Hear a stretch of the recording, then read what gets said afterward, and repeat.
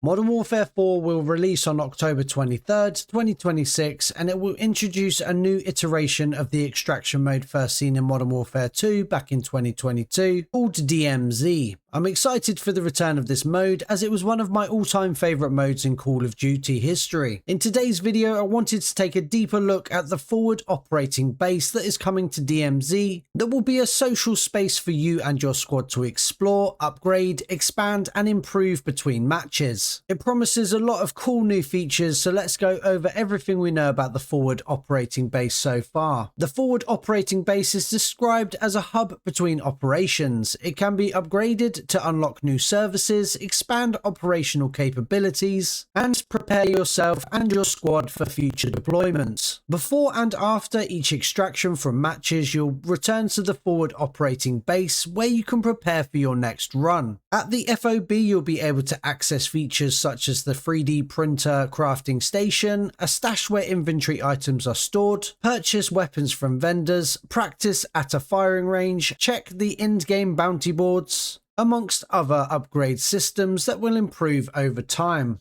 The forward operating base will be a social staging area for you and your friends to squad up and prepare for the next infill. As you earn XP, complete missions and progress through the trait system, the FOB will upgrade as well. These upgrades will give you access to new functionalities while visually transforming. There is an absolute ton of stuff that we'll be able to do and upgrade within the forward operating base, which I want to go over now. With orders and objectives, you'll be able to track your activity missions, review completed objectives, check available completion rewards, and plan any future operations before heading into your next game. Between deployments, you can manage a persistent inventory containing weapons, equipment, consumables, valuables, and any other items at your stash. You'll be able to move items to and from your stash into your active operator's backpack and loadout. Your stash size can be upgraded by ranking up in DMZ, which will now have its own separate leveling system away from multiplayer. All DMZ progress is earned by playing DMZ. If you don't have any gear or want to try keep hold of your better items, you'll be able to infill into Hajin with a free loadout that will contain essential items. The wallet returns via the forward operating base in MW4. You'll be able to earn cash and use it to purchase weapons, gunsmith attachments, or bring back lost operators with the new MIA system that lets you spend in-game money to rescue a dead operator. Cash is mainly earned by completing story missions and dynamic operations, which is sent straight back to the wallet at the forward operating base. So no more losing hundreds of thousands of dollars when you get wiped in-game. Other methods of making money are robbing bank vaults, defeating high-value targets, and other bounty-type missions. Within the forward operating base, you'll be able to access a 3D printer that will allow you to craft various items. Materials and resources can be found scattered around Hajin that can be brought back to the FOB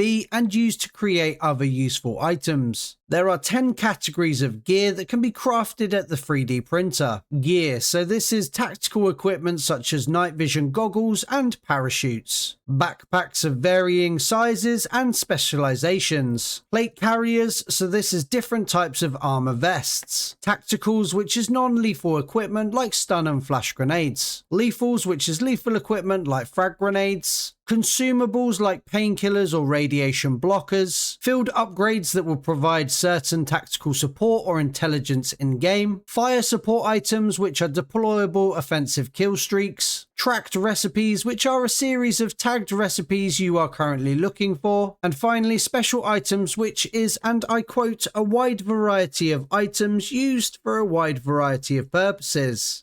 Moving on, we have the gunsmith, where you can purchase weapons and related attachments using some of that hard-earned cash we talked about earlier. It's simple, the better the weapon or attachment, the more expensive it is at the gunsmith station. Initially, you'll need to scavenge weapons during deployments and extract with them, but progressing through mission orders and extracting weapon manuals from Hajin will unlock weapons so you can purchase them after you've successfully extracted with their respective objective manuals. You will be able to spend cash to modify weapons with attachments that you've already unlocked, which includes the new Apex attachments. Each weapon will be able to have a maximum of 5 attachments plus an Apex attachment, but Infinity Ward has teased lootable weapons with up to 8 attachments on them, like we saw in the original DMZ. Unlike career progression, weapon progression will track across DMZ and multiplayer, but it's unclear if this will include Warzone once that launches later down the line, but I'd say that it's highly likely. To accompany the gunsmith, you'll also have access to the weapon vendors in your forward operating base. Here you'll be able to buy specialized weaponry using in-game cash. These weapons are sent directly to your stash, which can then be sent to any of your active duty operators. The selection of weapons will be limited but rotates on a regular basis, refreshing after an undetermined period of real time has occurred. This will be a great option if you need a professionally built weapon but don't have the time to extract, purchase or build one at the gunsmith station. In addition to these stations, there will also be a firing range so you can test out any weapons you might have extracted with, built at the gunsmith or purchased from the weapon vendor. You'll be able to test any primary or secondary weapon in first-person view at the dedicated firing range. The active duty station will allow you to modify your active duty operators. You'll be able to recover any lost operators here for a price after any failed exfils. Each operator will come with their own persistent backpack,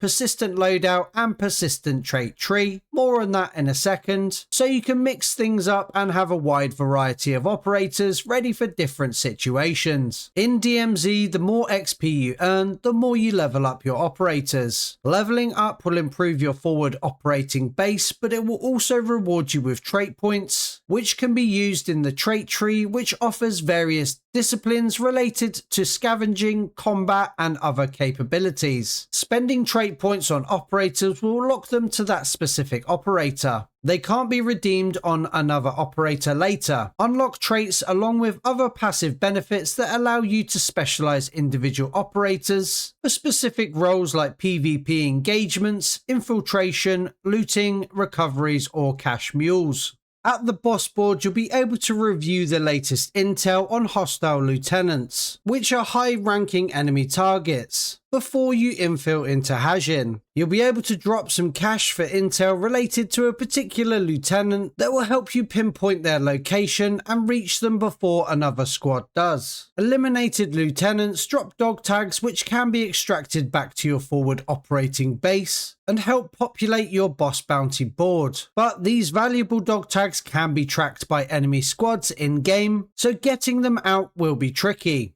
The bounty leaderboard will allow you to monitor the most dangerous players currently operating in Hajin. These are players with the highest amount of real player eliminations, which updates periodically. And finally, the deploy station will allow you and your squad to choose whether to deploy into Hajin to complete story missions, dynamic objectives or free roam. You'll also be able to choose how you infill into Hajin, be it by foot, helicopter, plane or other vehicles, for the right price. And that is everything we know about the forward operating base in Modern Warfare 4's DMZ mode. We're expecting to find out more details about this and the other aspects of DMZ soon, so make sure you are subscribed to my channel as I'll be covering everything in the lead up to its release in October, and then posting news and guides on everything within the mode after launch. As always, thanks for watching and have a great day.